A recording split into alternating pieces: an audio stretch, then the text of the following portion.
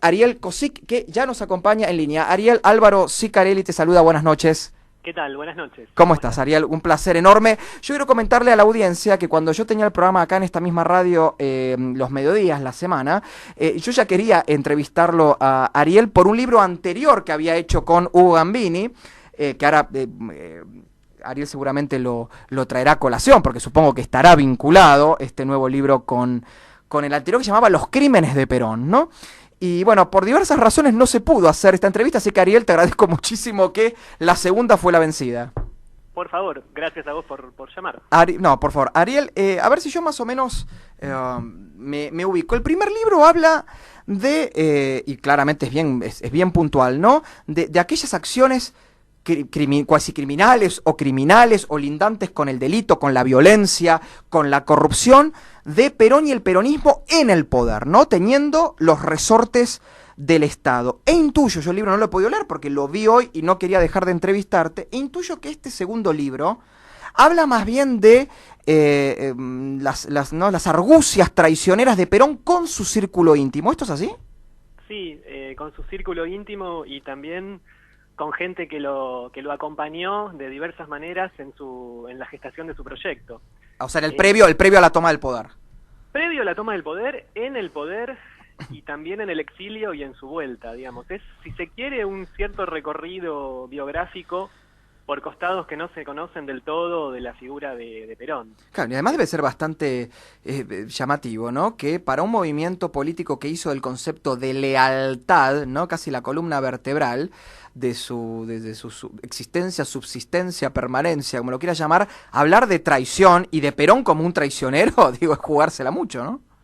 Bueno, es que su propia gente lo llamó de esa manera, incluso, a ver, la gente que hizo el 17 de octubre del 45, un año después estaba frente al Congreso gritando vendidos y traidores a los diputados peronistas por no favorecer al gremio de la carne cuando más se lo pedía. A ver... Recordemos que el gremio de la carne es el que desde Berisso lleva las columnas más grandes a Plaza de Mayo para reclamar por Perón, ¿no? Sí, exactamente. Incluso antes de eso, porque Perón viene del golpe militar del 43 y gente de su círculo íntimo, me refiero de la logia GO, la famosa logia que engendró ese proyecto militar, bueno, es desplazada por Perón y lo califican como traidor a los objetivos de la logia porque uno a sus mejores colaboradores, incluso a su más íntimo colaborador militar, que fue Domingo Alfredo Mercante, sí. En su debido momento no solo lo defenestró, sino que gente del gobernador Mercante sufrió persecuciones e incluso torturas en cárcel peronista. Pero yo no me acuerdo, ¿a Mercante no le decían el corazón de Perón? Sí, esa era que tenía enfermedades cardíacas, por lo que veo, Perón, sí, porque si el corazón lo trató así... Inicialmente era una figura más que elogiada por Perón y por Evita, muy elogiado por Evita. Sí. Así fue durante los años iniciales durante el primer gobierno de Perón. Claro. Vos hay que rescatar algo acá porque siempre se olvidan. Perón llega al poder por primera vez con el golpe del 43 de Rawson y Farrell. Sí. Bien, y acá vos decís que en ese interín entre el 43 y el 46, cuando él gana las elecciones y llega al poder por medio del voto, o sea, en esos 3 años, ya Perón empieza a cometer actos de traición contra sus propios colaboradores.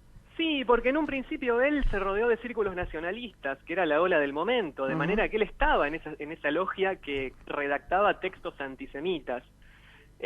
Posteriormente él se va a acercar a los judíos, así como en un principio estuvo del lado del Eje durante la Guerra Mundial, cuando el Eje fue derrotado, no vaciló en mostrarse incluso acompañando a los judíos. Pero quiero decir, los nacionalistas que lo acompañaron con ese credo inicial se sentían traicionados por Perón, por la ruptura de relaciones y por el proyecto personalista, porque la logia GO calificaba como traidor al que tenía un proyecto personalista por encima del proyecto que estaba por encima de todos, que era la nación. Claro. Y bueno, gente que lo acompañó desde el primer momento fue desplazada a distintos rincones del país, incluso después encarcelada, pero me refiero a miembros muy cercanos a él de la logia GO.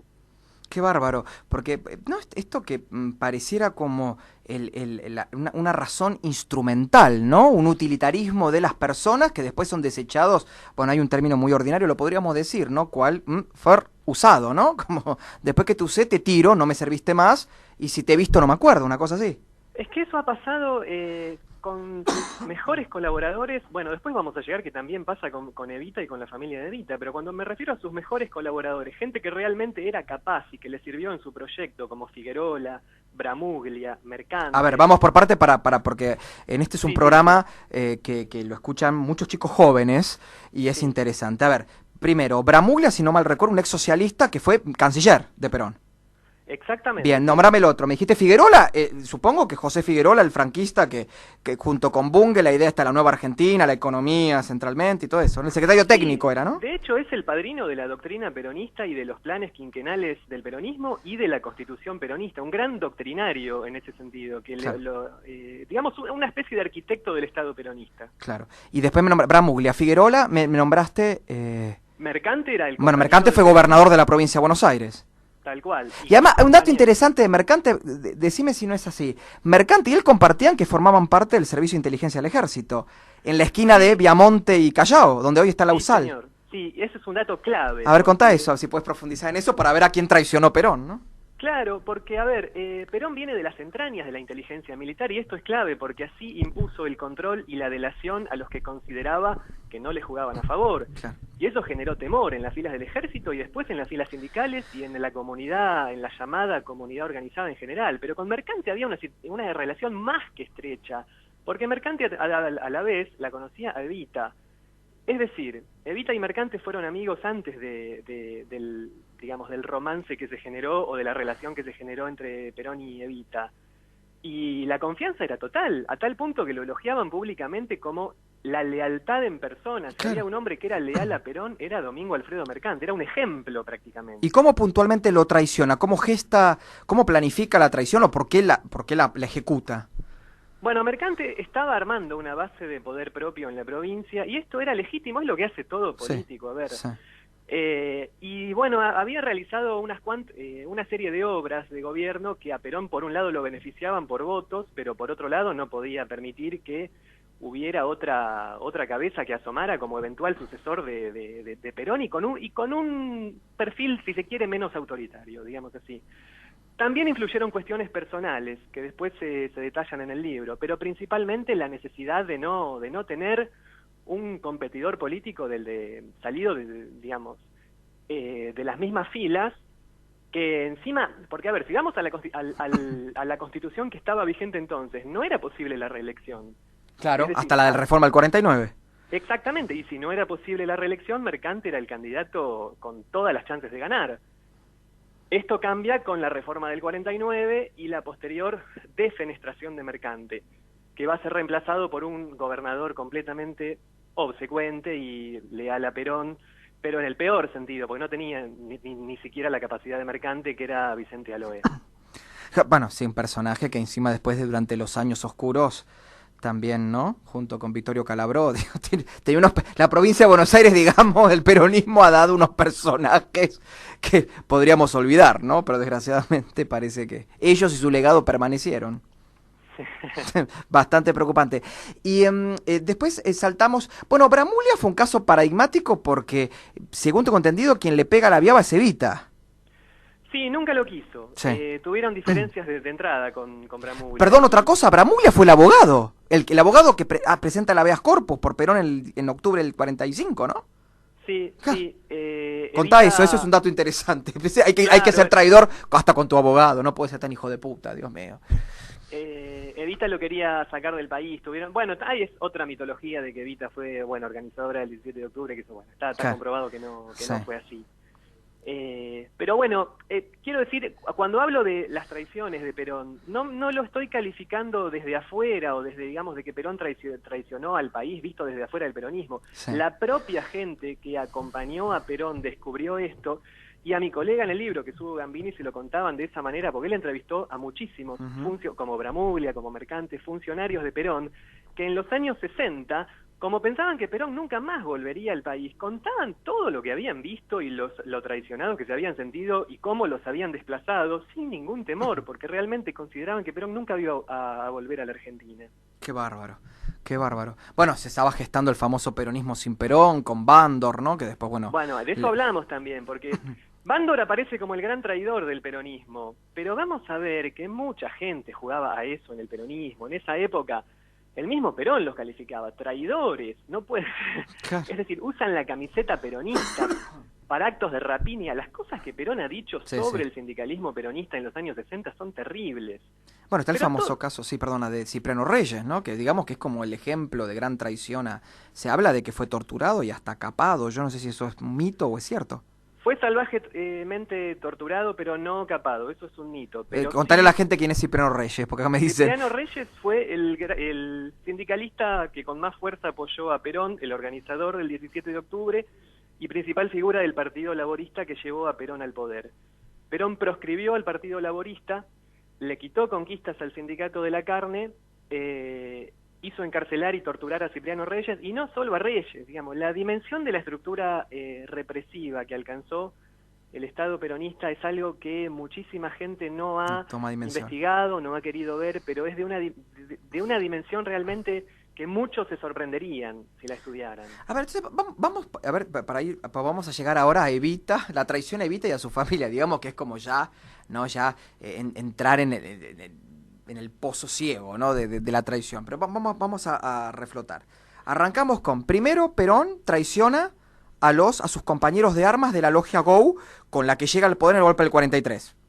Sí, es cierto. En grandes rasgos, ¿cuáles fueron los casos? ¿Qué cosas hizo como para traicionarlos? Así vamos haciendo un raconto. Los que cuestionaron su ambición y su deslealtad a la logia los desplazó a diferentes guarniciones del país.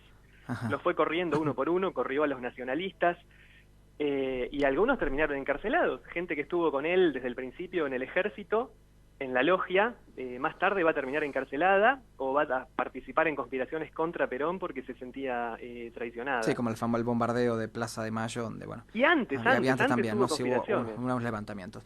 El segundo caso es el abogado. Cuando a Perón lo meten preso, está en el hospital militar, ¿no? Está como detenido, una situación bastante dudosa, que no se sabía si se iba al sur, bueno, se escapaba o no. El abogado que presenta un habeas corpus, que logra poderse comunicar con Perón y hacer que de alguna manera Perón no fuera ni siquiera fusilado, digo, porque lo pueden haber matado de esas balas que se escapan a veces, ¿no? Hacerlo suicidar. Bramuglia, que después es canciller, también es traicionado. Sí, y Mercante, que también lo ayudó ese día, y Cipriano Reyes, que también lo ayudó ese día. O sea, el abogado, el gran amigo de armas y compañero de amigo, y el líder de los gremios que pidieron por en la plaza, o sea, los tres traicionados. Sí. Y ahora, ¿cómo se llega a que... Yo quiero creer que él la debería querer, esta mujer, porque a mí me cuesta pensar que si bien era un acuerdo político, una relación que quizás no era erótica, o sea, no era quizás tan afectiva como podríamos entender una pareja nuestra, que es la relación con Eva Duarte, pudiera también estar signada con la traición, ¿no? Arranquemos primero con la familia, que digamos es un accesorio en la vida de Evita, ¿no? Las hermanas, el hermano. ¿Qué casos ahí puntuales encontrás como para descatacar la cosa maquiavélica de Perón, ¿no? Sí, el tema íntimo de Perón, hay muchas teorías sobre esto, ¿no? Uh-huh. Y algunas de ellas señalan que en su vida no ha tenido una vida demasiado afectiva y que ha estado golpeado por distintas cuestiones. Uh-huh. Un poco nos metemos en eso. Ahora, yendo a Evita en particular, bueno, la cuestión es que, a ver, Perón, su vida era el poder, digamos. Lo demás, podía tener simpatía o relaciones de afecto con alguien, pero estaba subordinado a su ambición, su proyecto de poder. Con Evita, más allá de haberla utilizado como figura tan central dentro de la escenografía del peronismo, cuando vamos al momento de la gran traición me refiero a que, a ver, ella quería ser vicepresidente y él sabía que ella no podía ser vicepresidente y no debería de haber dejado crecer esa candidatura para romperle el sueño y destrozarla. Pero claro, no es solamente eso, es que cuando Evita muere, Perón falsifica el testamento de Evita para quedarse con todos los bienes de la fundación. Esto, a ver, no es algo que lo decimos nosotros. La propia familia de Eva Duarte le hizo un juicio a Perón que duró 14 años y se lo terminó ganando, precisamente por haber falsificado el testamento de Evita, donde Evita decía que todo era para Perón, o sea que a la mamá de ella no le tocaba nada. Es algo increíble viniendo de parte de Evita. Claro. que no le dejara nada a su madre. Y además que para la ley, bueno, ella estaba casada, estaban casados, pero también, digamos, algo así como una heredera forzosa, de alguna manera, algo podría haberle dado, qué sé yo, un par de joyas que dicen que la madre de Evita era muy afecta, ¿no? Sí, ella sí, la familia en general disfrutó de esas cosas. Bueno, pero en definitiva era la persona que la había criado y ella la quería y es impensable que no le dejara nada. ¿Y vos crees que ahí hubo mano negra? No, es que está muy comprobado que fue así, porque, a ver, por toda una serie de pruebas, digamos, al texto de puño y letra que escribió Evita, que empezó a escribir Evita y que no logró terminar porque estaba mal de salud, después le adosaron la parte en la cual decía, sí, que ya no es manuscrito de Evita, que bueno, que dejaba todo a Perón porque confiaba en Perón y porque a través de Perón iba a ser para el pueblo. O sea que todos los bienes quedaban para Perón. Mira vos. Eso motivó el pleito de la familia Duarte con Perón, que duró casi todos los años de exilio, que estuvieron en conflicto. Pero después, bueno, digamos que hicieron todo el acting de la, ¿cómo se llama? La recuperación del cuerpo, ¿no? Con todo esto que en realidad quien la trae es Isabel Perón, si yo mal no recuerdo, ¿no? Creo que el cuerpo vuelve a Buenos Aires bajo ya con Perón muerto, ¿no? Y hay una escena. Él no estaba vivo cuando hay una regresó. escena, una foto que está Isabel parada y las 3 hermanas o 4 arrodilladas frente a la que está bajando el cajón. Yo esa imagen de haberla visto. Y después hay un personaje que intuyo Perón supo usar muy bien y después se lo quiso sacar de encima, que fue Juan Duarte. Juan Duarte sí, que era bueno, un hermano favorito de Eva, Sí. ella lo protegía y le consiguió ese trabajo como secretario del coronel. Sí. Realmente Juan no era una figura política destacada y traía muchos problemas. Bueno, estaba envuelto en casos de negociados y demás, y la cuestión es que cuando Evita murió pierde por completo, bueno, la protección que tenía y se le van encima los Claro. enemigos del poder que lo había gente muy ambiciosa que rodeaba a Perón, Román Subiza, toda una serie de gente que lo rodeaba, que realmente el segundo gobierno de Perón, ya estamos hablando del segundo gobierno de Perón, en el 53 muere Juan Duarte, es la etapa de la obsecuencia, Sí, de la sí. total obsecuencia de funcionarios hacia Perón. Sí, sí, Y sí. Juan realmente fue acusado, a ver, de toda una serie, era cierto por otro lado, a ver, de negociados que Perón sabía y que en determinado momento se desempolvaron, y supuestamente Juan Duarte se suicida en ese momento. Hay un tema con la carne que genera más sí. un problema de desabastecimiento, creo que eso fue. Claro, mataderos clandestinos, cuando el precio de la cárcel, el precio de la carne estaba altísimo, ¿no? Sí. Además dicen que Perón se burlaba y decía, no, este chico más que se suicidó porque tenía una sífilis de la zamputa. Eso es una frase que decía Perón mucho, ¿no? Como burlándose porque parecía que era terrible putañero este muchacho. Además le decían jabón Lux porque 9 de cada 10 estrellas lo usaban, ¿no? Le decían a Juan Duarte, no sé si esto es cierto. Sí. Bueno, son también esas series de declaraciones que ha hecho Perón en el exilio, que ha contado cada cosa. Por eso nosotros hablamos Siniestro, un poco de los cuentos siniestro, ¿no? Como rebajatorio, es como si yo me pusiera a hablar de un ser querido que falleció y no sé, no sé, se orinaba encima, me pongo como a hablar de las cosas más bajas, ¿no? Terrible. Sí, tal cual. Pero, insisto, a ver, hay una cuestión que es el pragmatismo total de Perón. Ahora, a veces se discute si Perón era antisemita o no. Sí. Yo realmente creo que estaba más allá de eso. Sí. O sea, si él podía instrumentar a la comunidad judía, la iba a instrumentar, iba a formar la Asociación de Judíos Peronistas. La oía. Ahora, ¿cómo? La Organización Israelita Argentina. Exactamente. Contra la AMIA, que era antiperonista. Ahora, también, como lo mostramos en el libro, también cuando los nazis ya habían sido derrotados y cuando ya eran mala palabra y perseguidos y malditos, él va a la Cámara Empresarial Alemana delante de Ludwig Freude, que era el capo del nazismo en la Argentina, y les dice camaradas de virtudes espartanas, heroicos camaradas que han muerto por la patria en la Primera y la Segunda Guerra Mundial. Lo dice en público, Dios cuando mío. ya era mala palabra y sabía que eso lo iba a reproducir la prensa gráfica. De manera que, por un lado el pragmatismo, pero por otro lado yo creo que sí, ahí sí hay un dejo de simpatía hacia esa gente, porque no había ninguna obligación de decir eso cuando ya estaban derrotados. Claro. Bueno, si yo mal no recuerdo, dicen que en la biografía autorizada, que fue un diálogo de Perón con Enrique Pavón Pereira, hay un extracto, yo no la tengo, tendría, donde Perón dice, si Hitler con sus 50 millones de alemanes no pudo resolver el problema judío, ¿cómo lo iba a hacer yo con, no sé, 10 millones, 15 millones de argentinos? Y después dice, por eso me encargué de que se pudieran integrar fructíferamente a la sociedad. Es una locura. Y te agrego, dice, matarlos no podemos. Claro. No queda otra que ponerlos a trabajar.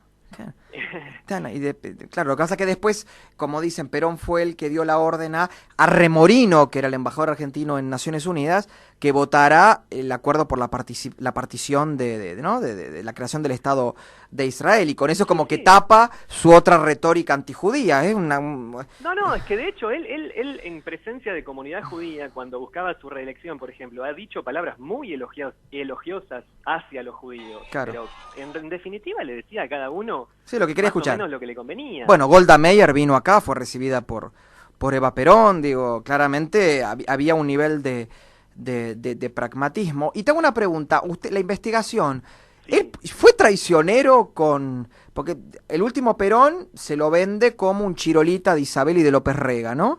¿Llegó de alguna manera también aún estando abúlico, enfermo, absolutamente cercado por estas dos figuras siniestras que fueron Isabelita y López Rega, llegó por lo menos darle la estocada final y traicionarlos en algo? ¿Han llegado a encontrar algún dato de eso? Bueno, en realidad, cuando vamos acercándonos al final, a ver, él juega con fuego con la extrema derecha del peronismo y con la izquierda también. Sí. Y llegamos a la conclusión de que aquella famosa frase que él había dicho, que había que conducir al pueblo argentino a la muerte, que lo dijo en el 52, finalmente se cumplió entre hermanos, realmente fue así, hubo una generación que fue conducida a la muerte. Ahora, el peronismo termina, si vamos a dar crédito a la versión de Pavón Pereira, en cierta forma matándolo a su propio líder, en el sentido de, en las disputas por poder, cuando ya Perón está cerca del final, es al revés, es una conspiración contra él. Los últimos viajes que hizo, que le pusieron en la agenda, como el viaje a Paraguay, le dañaron completamente la salud y lo dejaron prácticamente al borde de la muerte. Nosotros decimos que, en definitiva, es el entorno que él mismo había criado que le terminó haciendo eso. El famoso criacuervos. Sí. Él se rodeó de esa gente. Y, a ver, tampoco vamos a decir que él, muchas veces se ha discutido si él no sabía que se había creado el organismo paraestatal de la AAA, porque López Rega tenía a su cargo la organización. Lo sabía perfectamente, él era el principal inspirador.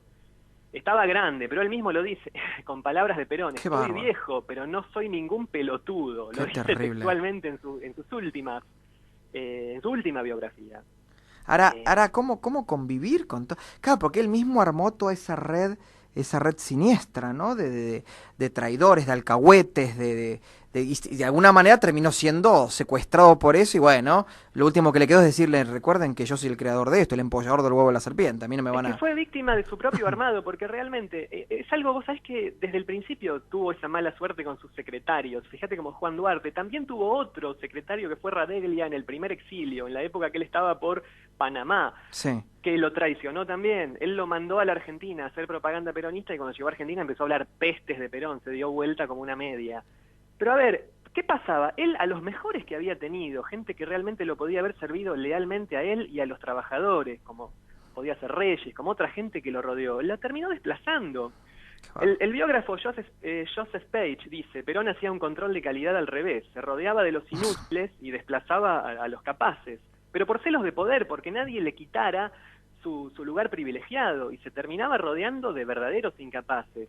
Realmente hay toda una visión muy mitológica de creer que, no sé, a veces la gente dice, uy, si Perón los viera. No era muy diferente cuando estaba Perón. Sí, bueno, viste cuando siempre, yo soy peronista de Perón, como si lo que vino después no fuera reflejo de lo que fue Perón. Sí, completamente. Hay muchos, pero muchísimos. De hecho, los más maquiavélicos, que eran finalmente los que más le servían, como Ángel Borlengui, que fue el ministro de Interior de Perón, que es un hombre que traicionó al socialismo del que venía, traicionó a gremialistas que habían sido compañeros de él, los encarceló. Hubo torturas en la época de Perón que, por supuesto, él como ministro de Interior tenía una absoluta... ¿Y el jefe de la policía? Sí, era Sí, o de la seguridad en general, podemos decir. Sí. Es el control de Estado.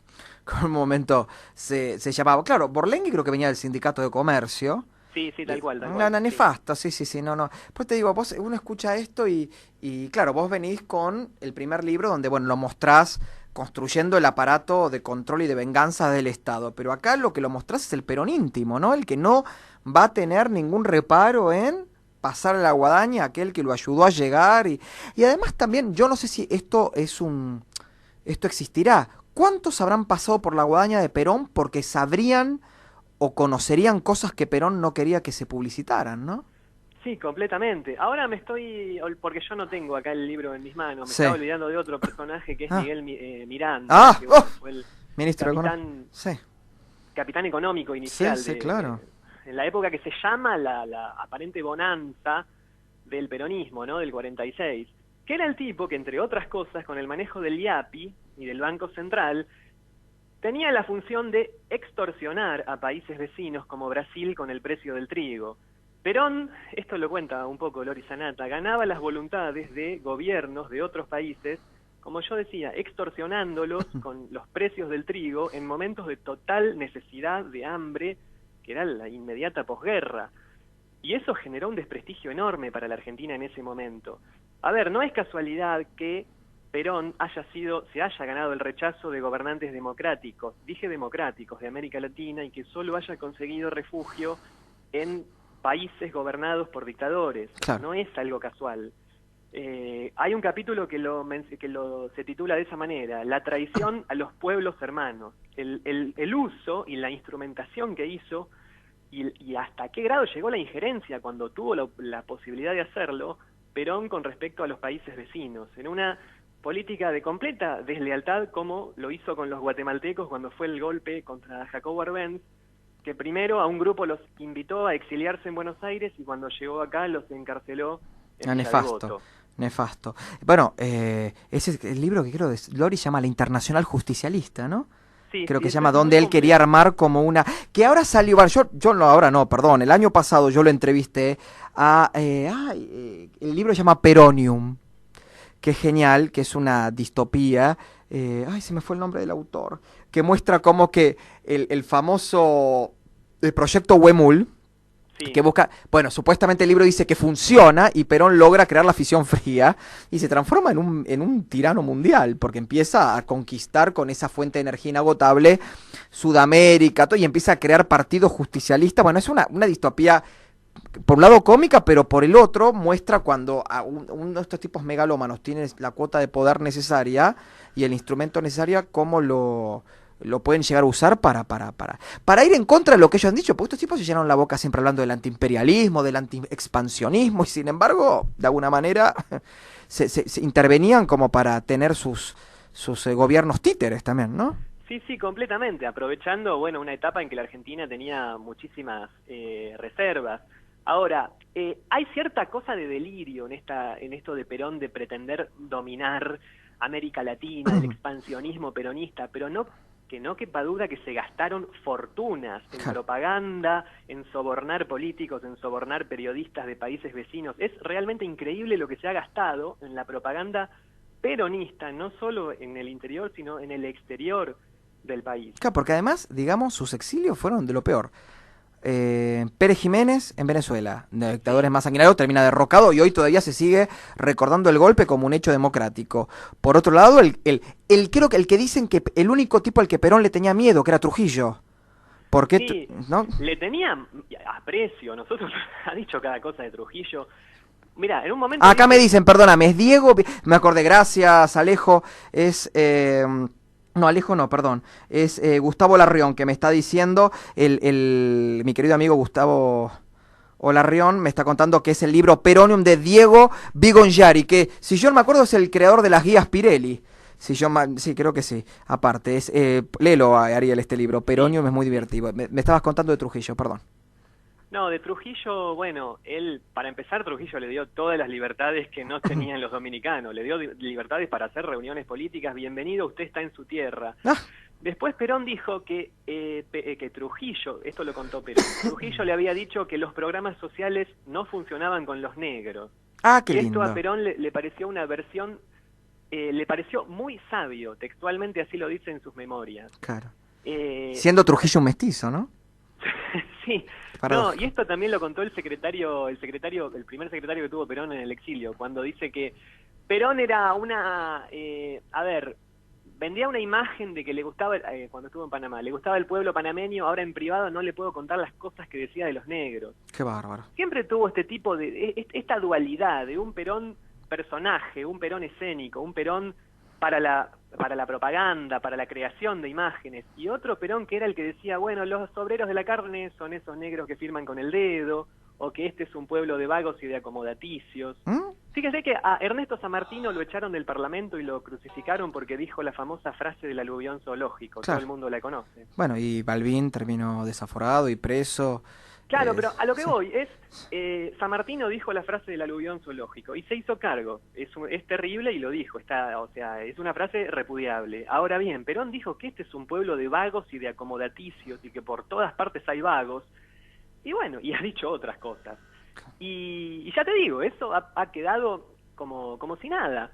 Es decir, la indignación con respecto al racismo o al carácter antipopular de los líderes es bastante selectiva Qué bárbaro. en el así llamado progresismo, digamos. Y escúchame, Ariel, antes de terminar la entrevista, ¿ya están planificando alguna para hacer una trilogía o están pensando en abarcar o iniciar la investigación para otro libro con otro temática? Realmente hacen una muy buena dupla ustedes. Bueno, yo, la verdad que seguimos trabajando por una cuestión de que hace rato, bueno, Hugo ni hablar, hace Sí, claro. muchísimos años que está en esto. Es Y yo autor de la, bastante de la, también. de la tetralogía Historia del Peronismo, que es Sí, excepcional. sí, tal cual.